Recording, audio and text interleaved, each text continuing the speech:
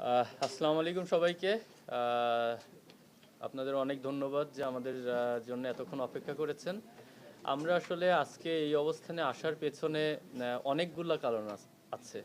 আপনাদের হয়তোবা দেখে মনে হতে পারে আহ, যে একটা ইস্যু নিয়ে আমরা কথা বলছি, বাট আমরা দিনের পর দিন, মাসের পর মাস আমরা বিসিবির সঙ্গে অনেক বিষয় নিয়ে প্রতিনিয়ত ক্লোজ ডোরে, ওপেন ডোরে সবভাবে চেষ্টা করেছি বিভিন্ন জিনিস নিয়ে সমাধান করার। কিন্তু দুঃখের বিষয় এটাই যে বিসিবি থেকে আমরা এখন পর্যন্ত কোনো ধরনের সমাধান পাইনি। আমরা এর আগেও ঢাকা লিগের বিষয় নিয়ে আমরা বিভিন্নভাবে যোগাযোগ করেও তারা বিভিন্নভাবে আশ্বাস দিয়েও সেটা ফেল করেছেন। তারপরে আমরা যতগুলা ইস্যু না হলে 15 থেকে 20টা ইস্যু নিয়ে আমরা বিসিবির কাছে প্রতিনিয়ত গিয়েছি, কিন্তু বিসিবি থেকে আমরা নট এ সিঙ্গেল সাবজেক্ট যেটার আমরা সমাধান পেয়েছি।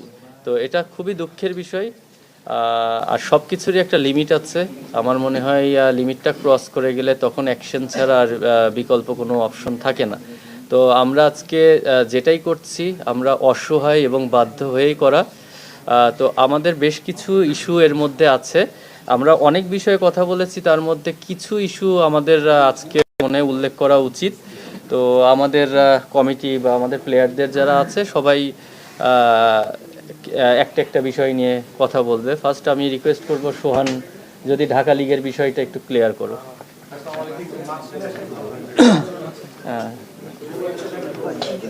এখানে আসুন। আসসালামু আলাইকুম ভাই। আমার কাছে মনে হয় যে দেখেন, আমরা ক্রিকেটার, আমাদের মেন কাজটা হচ্ছে মাঠে ক্রিকেট খেলা।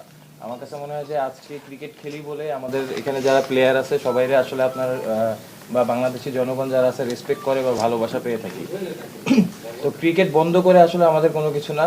আমরা চাই যে ক্রিকেট মাঠে খেলা থাকুক এবং খেলা হোক এবং প্রফেশনালিজম মেনটেন করে যাতে সবাই আমরা ক্রিকেট খেলতে পারি মাঠে, এটা সব থেকে বড় লক্ষ্য থাকে।